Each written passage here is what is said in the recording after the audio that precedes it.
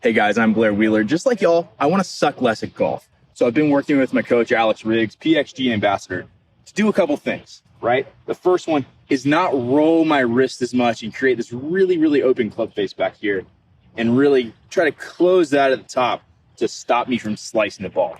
Now, Alex, I've done that and I've hit a hook. What do I do? What's going on, Blair? All right, pal. So great to see an update come through from you and see the progress. You've done a super job of getting better control of that club face. So if we think back to how it used to look, the club face was on the left side of the club shaft as it worked up. Okay. Now we can see very clearly that the club face is staying on the right side of the shaft in more of a square position. So that's great. Now, because the face used to be so open, you naturally learned a strategy to get it to square up. And the strategy that you used was a strategy involving some casting, okay, some throwing of the angles from the top, which would have created this scoopier style impact. Okay, we see the hands are behind the golf ball through impact. I know this is a weaker position, but this was a position that you had to get into to square the face up. Okay, so you'll see from the down the line, we'll see that we've got a lot of tendency to scoop the golf ball and create more of that flippy style release. Obviously not ideal, but that was what was needed.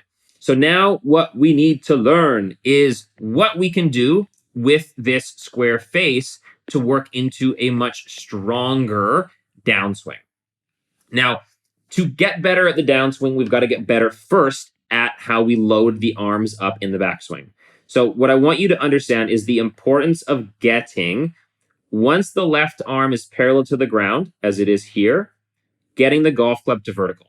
Okay, getting the golf club to 90 degrees. This is very important because this is a great checkpoint for us to know that we've created the necessary hinge in through the right wrist and elbow. We've created a loading, some leverage in the arms. So where this happens, we start the golf swing turning away with those big muscles. You're doing a great job of that. Once the hands pass the right leg, it's now time to get things loaded up.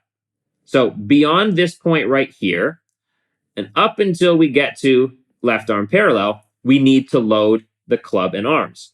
So what that's going to feel like to you is as you're moving in through that zone, you're going to continue to be pushing away with that left arm.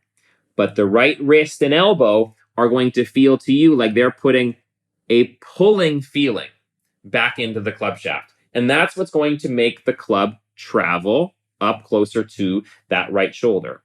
That's the leverage that we're trying to create. So as you can create that leverage, what we will inevitably see is that your backswing stops shorter. Okay. You don't need your arms to go any further than about this point right here. Okay. If we take a look at where that left arm is, but you will swing a lot further back because you haven't loaded anything up. Okay. And that influences the whole chain reaction coming down. So what I want to see from you, my friend, I need to see your version of a swing that is very short in length, no longer than left arm parallel. That's our checkpoint. So that's what I want to see. And at this point, I need to see that the golf club is at least at vertical. It'll probably feel to you like it's somewhere over here.